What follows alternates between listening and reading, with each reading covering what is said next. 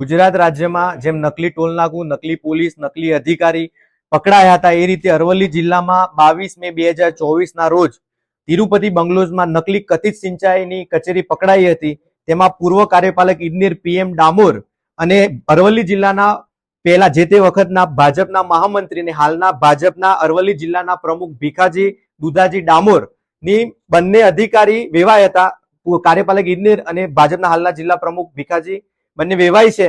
બંનેના પરિવારના નામે અલગ અલગ 10 થી 15 મંડળીઓ બનાવીને 2018-19 થી 23 દરમિયાન સુધી 40 થી 42 કરોડનો મોટો ભ્રષ્ટાચાર કરેલો છે. જેમાં કાર્યપાલક ઇજનેર PM ડામોર હોય અને એમના વેવાય ભીખાજી દુધાજી જે તે વખતે મહામંત્રી હોય તેમના પરિવારના પુત્ર વધુ પુત્ર વેવાયના રિલેટિવના નામે અલગ અલગ મંડળીઓ રજીસ્ટ્રેશન કરી સરકારની ગાઈડલાઈન પ્રમાણે જે સરકારના કરોડોના કામો ડિસલ્ટિંગના એપ્રુવમેન્ટના સેફ્ટીઝના આવતા હતા એની જાહેર નિવિદા કર્યા વગર કોઈ પણ ટ્રાન્સપરન્સી વગર પોતાની જ મંડળીઓ ઉપર સરકારી ગ્રાન્ટનું 40 થી 42 કરોડનું બારોબારીયું કર્યું છે.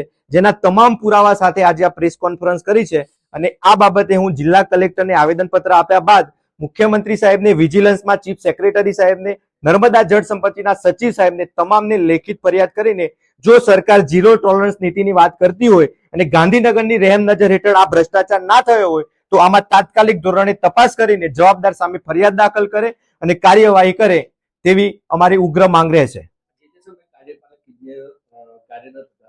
એ સમયથી લઈને જે રિટાયર થયા એ સમય દરમિયાન એમના પરિવારજનો મંડળીમાં આવતા હતા નહીં. તમામ એમના કાર્યપાલક ઇજનેરના પુત્ર બંને પુત્રીઓ, એમના વેવાયનો મોટો પુત્ર તમામના નામે મંડળીઓ રજીસ્ટ્રેશન છે. એ સમયગાળા દરમિયાન વર્ષે 1-1, 2-2, 3-3 કરોડના બિલો નીકળ્યા છે. ટર્નઓવર મંડળીઓના 7 કરોડ, 3 કરોડ, 5 કરોડ છે.